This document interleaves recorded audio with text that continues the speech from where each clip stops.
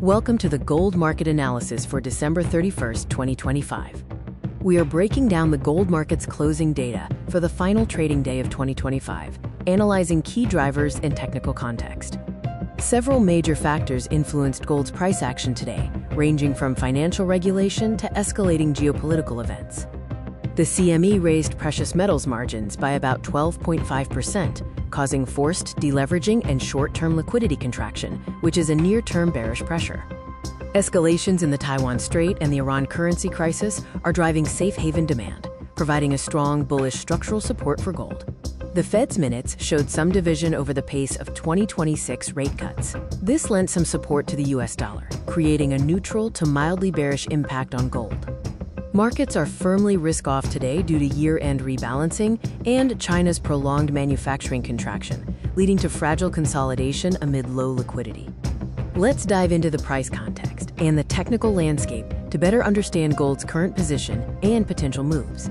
Selling pressure was heavy during the Asia and London sessions, driven by weak China data and the CME margin hike, breaking a key level at 4,330. While the long-term outlook for 2025 remains strongly bullish, the medium term is corrective, with the price currently below the 5-0 EMA. Understanding key technical levels and market sentiment is crucial for navigating this low liquidity environment. Major support is found at 4,300, which gold needs to hold. Pivot resistance is at 4,335, a level buyers must overcome for any rebound. Sentiment shows a risk of stop runs below $4,305 due to long heavy positioning, which acts as a short-term contrarian signal.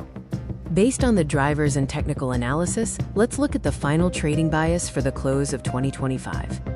The intraday bias remains neutral to bearish, with the price currently at $4,317.40. The critical level to watch is 4,300.